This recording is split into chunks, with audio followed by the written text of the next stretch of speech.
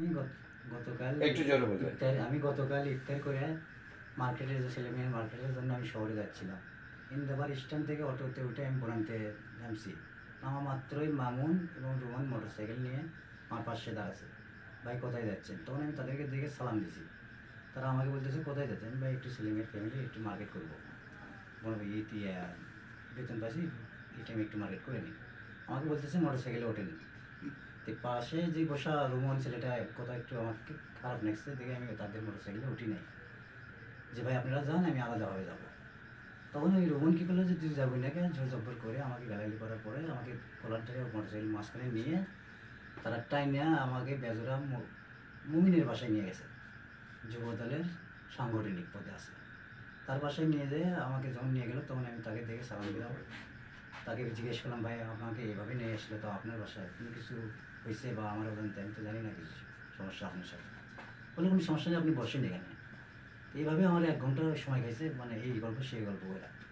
1 ঘন্টা পর যখন আমি বলতেছি ভাই আমি মার্কেটের জন্য বেরিয়েছি, আমার যেতে হবে, তখন বলতেছে যাবেন তো আপনি আপনি মার্কেট করবেন ছেলেমেয়ের জন্য, আমাদের করতে হবে না?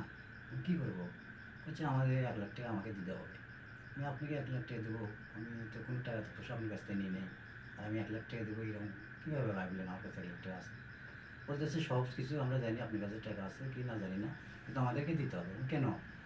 আমাকে বলতেছে আমার ছেলেমেয়ে পালতে হবে, খরচা আছে, এই কারণে আমাকে দিতে হবে।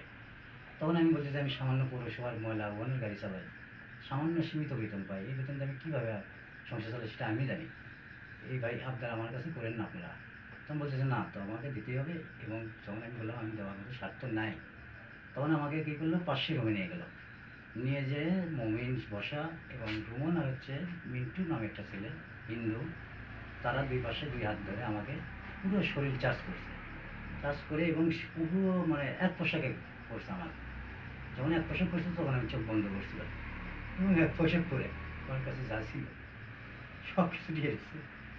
মানি ব্যাগে 15,600 টাকার মতো ছিল, আমার লাইসেন্সের অরিজিনাল কার্ড ছিল, আমার ভোটের আইডি কার্ড ছিল, আমার মোবাইল ছিল একটা।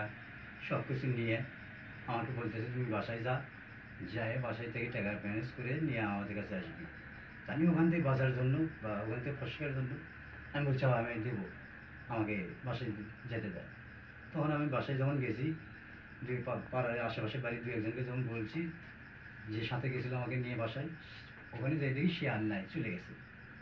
তাহলে আমি তারপরে ফোন দিয়েছি, উনি আমাকে অনেক উল্টোপাল্টা বলছে যে যদি এটা নিয়ে কোনো কিছু করিস তোর জীবনে নিরাপত্তা থাকবে না, এবং তোর যে জিনিসপত্র আমাদের কাছে আছে কোথায় অন্য কোথাও এটা কোনো কিছু করে তোকে আমরা ফাঁসাই দেবো। অর্থাৎ এই বিষয়ে তুই কোনো কিছু করিস না, আমাদের টাকাটা ভালোভাবে আমাদেরকে দিয়ে দিস। এইভাবে বলছে, যখন হুমকি দিয়েছে তখন আমি তাদের সাথে আর কোনো কথা বলিনি, ফোন কেটে দিচ্ছি। দিয়ে আমি এদিকে যাচ্ছি, তখন আমার ভাইটার সাথে দেখা, ভাইকে বললাম। তখন আমার ভাই বললো ঠিক আছে, এখানে তো ওরা যে কাজটা করছে এখানে আইনের আশ্রয় নাও, আইন যেটা করে সেটাতেই তুমি তোমার মঙ্গল হবে। তখন আমি আইনের আশ্রয় নিয়ে মামলা দিছি এবং আমি এখন এই অবস্থায় আছি। তো আমার একটা অনুরোধ, আমি সামনেই আমি সীমিত বেতন পাই এবং সবাই জানে পৌরসভার বেতন কত একটা নেয় বলে। আমার সামনের ঈদ বড় একটা আসে না, আমি বেরিয়েছি বাসায় থেকে, আমার ফ্যামিলিতে অনেক কষ্ট। আমি অনেক রিকোয়েস্ট করার পরেও তারা আমাকে সাথ দিল না।